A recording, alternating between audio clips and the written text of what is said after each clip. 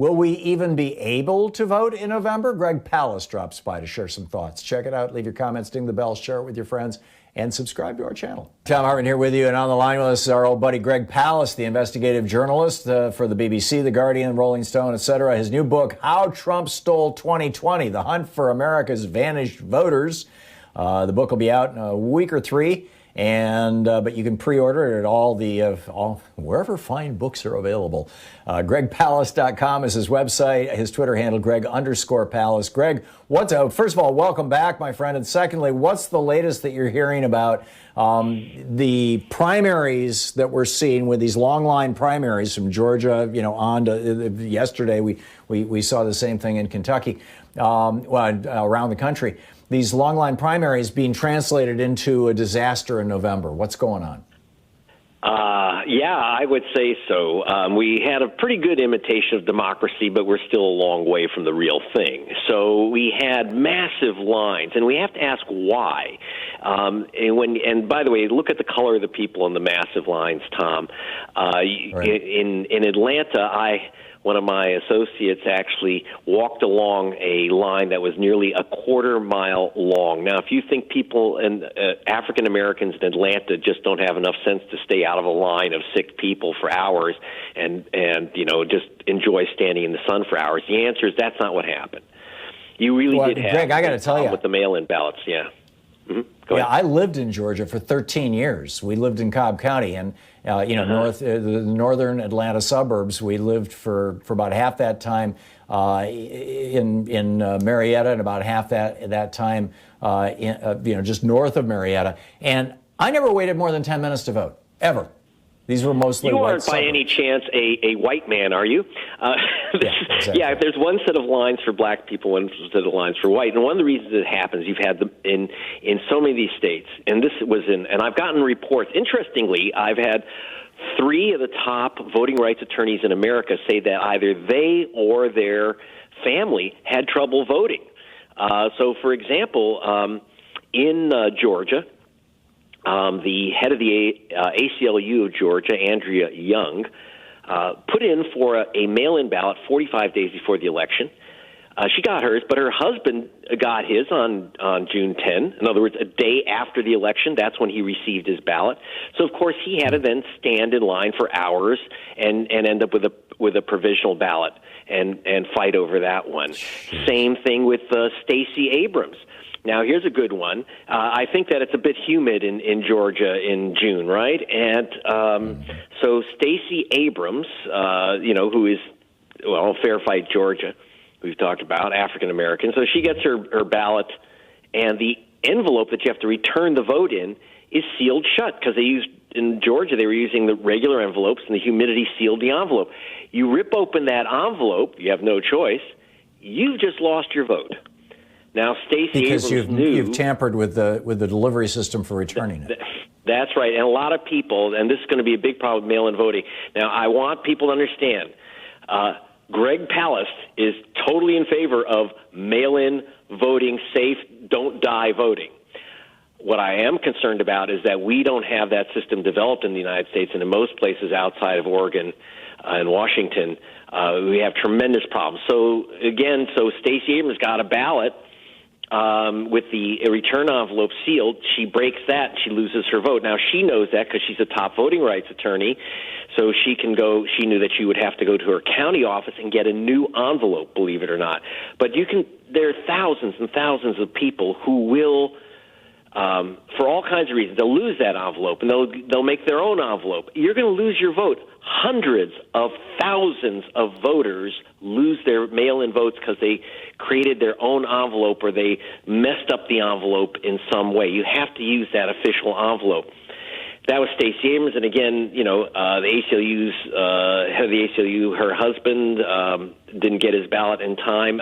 In New York, Neil Rosenstein, the chief voting rights attorney for the New York Public Interest Group, his daughter, I won't mention her name on the air, but she didn't get her mail-in ballot. Turns out she was scrubbed. Her father, the big shot lawyer, went with her to try to get her a vote, and they said, no, here's a provisional ballot. Go have fun with yourself. We know what provisional ballots are. I won't say they're never counted. I want to be very careful about that. About 1 in 3 or so of the provisional ballots are never counted. But there were 3 million provisional ballots in 2016. 1 million weren't counted. And I'm telling you, Hillary Clinton's victory was in that pile of 1 million ballots thrown out because young voters and voters of color get provisional ballots about 300% or more often than older white people. And so right. you've got a big problem here with the mail-in, but we can figure out how to do it. We can figure out how to fix it. But that's what we've got 5 do, states that are all mail-in ballots, and you've got another 4 or 5 states where it's super, super easy. It seems to me that we need we need to establish voting as a right, so the states are right now it's opt-in rather than opt-out, if you know what I'm talking about. It's yes. And is there a movement toward that within the Democratic Party? Yeah, there is among the Democratic Party, but guess what? They don't control the Senate, Tom. I think you're right. aware of that. Right. So we can have all kinds of great ideas. Amy Klobuchar has a bill in. Senator Harris has a bill in. A lot of people have bills in. We're going to have to take care of our own vote. We're going to have a campaign of education, like things like right. Don't use your own envelope. And I'm sorry, and if it didn't arrive, you're going to have to go down to your county clerk's office and pick up that ballot, or go in or call them and ask them to mail you a new one. Yeah, if you can get to them, and that's always a problem. Right. So because remember, we're not talking now about a few thousand people asking for absentee ballots. We're talking about states going from less than 100,000 absentee ballots to several million, as in Georgia. Some of it, I mean, I won't say that I'm not going to let them off the hook and say it's not intentional, because they know what's going to happen here, and they are hostile to the mail-in voters. In fact, things are going the wrong way. Like in Georgia, there's a bill in to prevent the state from sending out cards asking you if you want a mail-in ballot. The governor right. did send out. And that's not unique to Georgia, by the way. Yeah, and so they're trying to stop people from even being sent a postcard saying, "Would you like to mail in your vote? Would you like to get a mail-in ballot?" And this is our biggest problem, by the way, that the reason 22% of mail-in ballots don't get counted, according to MIT Caltech study, that's 1 in 5 votes don't get counted, is that the biggest loss is people not getting their ballot in the first place. You can't mail it back. You can't mail in a ballot if it's not mailed to you. And, and of course, so they're trying to slow that down. By the way, it's not true. We're not going to get thousands and millions of ballots from Kazakhstan and Russia filled out, because every mail-in. Yeah, this is Trump's latest thing. I know. It's hysterical. Maybe he mailed his ballot to Moscow, so I have no idea. But it doesn't go the other way, because each ballot has a code on it, and you can't just start mailing in ballots because they won't have the code, or they'll be matched with someone else. So it's I don't even know why I'm talking about fraud in mail-in ballots being mailed from other countries. This is how ridiculous the discussion has become, Tom. It's gone into nutcaseville because of Agent Orange. And so, no, I do want to assure people, no, your mail-in vote won't be flooded out by a bunch of guys from the Ukraine mailing in right. for Rand Paul. That's not going to happen. Yeah. But the bottom line is, if you are presented with the choice, or presenting yourself essentially with the choice of either going through the hassle of getting a mail-in ballot or simply not voting because you're not willing to die in order to vote, go to the trouble of getting the mail-in ballot, even if it does get screwed up, right? And look, we have to, some of it is learning how to fill out a mail-in ballot. You think, well, it's because it's not just, pick and lick. You don't just pick a candidate and lick the stamp. Number one, you may need 2 stamps.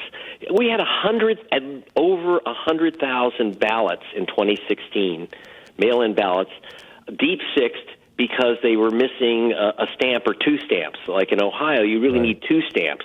And so and people don't know this because, again, a lot of these GOP states are terribly hostile to mail-in voting. Well, here in Oregon, learn how to do it. The envelopes are postage paid. You don't have to put a stamp on them. I mean, it's in just, Oregon, not in Georgia. Friggin' easy. Yeah, no, I get it. Greg Palast, his new book, and you're going to want to read this, How Trump Stole 2020, The Hunt for America's Vanished Voters. Be out in a couple of weeks. Greg _Palast on Twitter. Greg, thanks so much for dropping by.